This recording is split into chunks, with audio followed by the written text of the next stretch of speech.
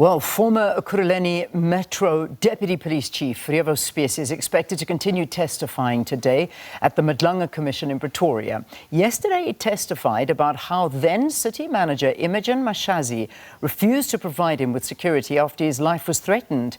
Spies testified how a threat assessment report conducted by the State Security Agency confirmed that Acting Police Chief Julius Mkhwanazi and his officers were plotting to hire hitmen to kill him. His testimony corroborates that of suspended Police Chief Jabulani Mapiyeye, who testified about the threats he received when he called for an internal disciplinary hearing into Brigadier Mkhwanazi. Right, let's go to the Commission now. SABC senior anchor Sakina Kamwendo is there with reporter Canny Maphanga. So nice to see you, SK. Missed you yesterday. Talk to us about what went down. There was so much again yesterday coming out.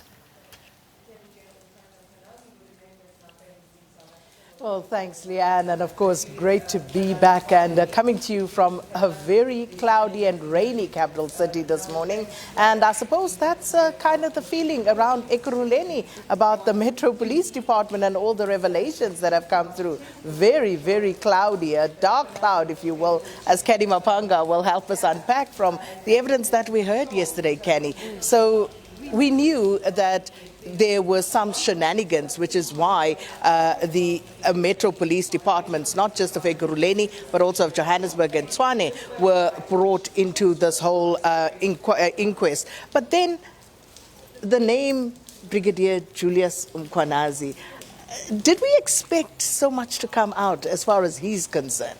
Well, initially, what we thought is that it was about this alleged beneficial relationship that alleged cartel member Vusimuzi Cat Matlala would have enjoyed in the Ekurhuleni Metro Police Department. Who knew that it would extend to this level of alleged criminality within the Ekurhuleni Metro Police Department under this alleged parallel structure of Brigadier Julius Mkhwanazi? It seems that not only did he allegedly be placed in the center of dishing out those blue lights to Vusimuzi Cat Matlala's VIP protection services, but it seems that he tried to rope in that private security firm under the guise of crime combating operations. But essentially what was being revealed is that they were taking over duties that intruded on the mandate and the legislative powers of the South African police services. So they were going beyond the scope of what local police can do. And in fact, what has been described as is an unlawful agreement that would have taken place. But it doesn't stop there. We're seeing that there's a group of officials together with civilians allegedly under the command or parallel structure of Mkhwanazi that were essentially, conducting a reign of terror within the Ekurhuleni region, sometimes going outside of the jurisdiction of Ekurhuleni and committing allegedly heinous crimes, some of them being very petty to going into a store and, robbing the store of 29,000 Rand worth of cigarettes in a bid to resell. That's what I'm getting from the evidence. But yesterday we heard the very shocking evidence that there was an alleged murder that places this particular group at the center of it. They're facing accusations that they had tubed an individual. That is, I guess, a method of torture that would have existed within or utilized within police during the apartheid regime. So we're hearing allegedly that they tubed this individual, tortured him to death, and when they needed to dispose of that particular scene,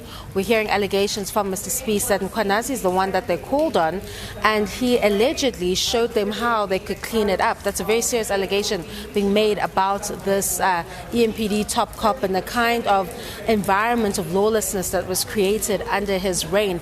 It doesn't stop there. There's plenty more evidence that would have been heard yesterday, and of course Mr. Spies would have elaborated on the consequences that followed once they started to pursue some disciplinary charges against Mkhwanazi. And I'm sure we can talk about that in the next hour because there's not enough time to get into the depth of the kind of issues that would have followed that.